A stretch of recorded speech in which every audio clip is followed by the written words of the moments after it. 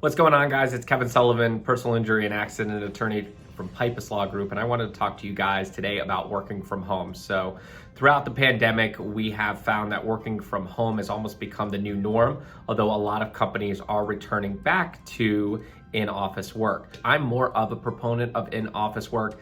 I know I may be the minority in this, but I think it is very productive to get up in the morning, to get dressed, to have a place to go. And I think the human interaction is very, very important. So I am a proponent for working in the office. The most important reason why it's important to work in the office is because of distractions. I get easily distracted. So I walk from my bedroom, I pass the couch, I pass the TV, I am then in my office, which is right across the hall from my son's playroom. So I get distracted very easily. So I'm gonna give you guys 5 tips that I use if I'm working from home to keep myself from being distracted and to focus on the day. Tip number 1 is that I make sure that I have a set time that I get up in the morning and get started. So I don't kind of mosey around, get breakfast, get coffee, play with my son. I have a set time. If I'm starting the day at 8:30 that morning, then I get into my office at 8:30 that morning, and I try not to leave until lunchtime. I take my lunch, and then I go back to work until the evening. Number 2 is that I get dressed in the morning and I act like I am going to the office. So I make sure that I put on a nice shirt, nice pair of pants, nice pair of shoes,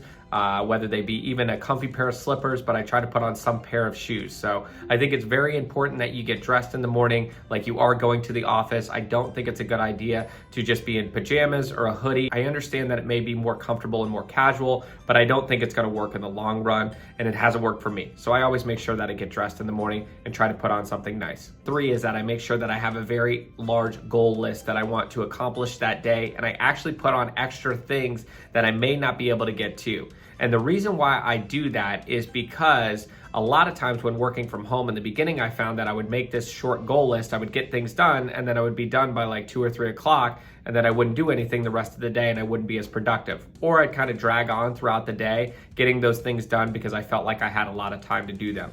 So I made sure now to create a goal list the day before, a very, very long goal list that I'm not likely to accomplish, or if I do accomplish it, it's not gonna be till the end of the day. So make sure you have a goal list and make sure that you have a long one. 4 is to make sure that you have a set space where you are working that is quiet and not filled with distractions. It is very easy to do your work in bed, on the couch, in the living room, where there are distractions everywhere. You have the kitchen behind you or near you, you have the TV near you. So it is best to eliminate those distractions and make sure that you have a quiet place, a set room where you can go and treat it essentially like an office. 5 is I would make sure that you have some human interaction throughout the day. So make sure that, whether you have phone calls throughout the day, I would schedule them on a day when you're working from home. If you have to do Zooms, etc. It gets a little lonely during the day. It gets a little distracting. You go a little haywire if you're not talking to people. I would have some type of human interaction.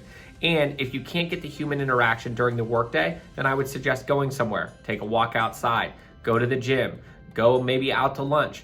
Go somewhere that you're gonna see people, that you're gonna meet people. That's gonna be the best thing to kind of keep you going, to fulfill that human interaction and to, I think, live a happier life if you're working from home. So I know we're a little bit late, but those are my 5 tips for working from home. If you are returning to the office in 2023, I'm with you. I'm a proponent of it. Like I said, I'm probably the minority. So do me a favor. First of all, if you like this video, make sure you smash the thumbs up button. And then also too, I would like to hear your opinion about working from home. So go ahead and put that in the comments below. Thank you guys for watching. We'll see you next time.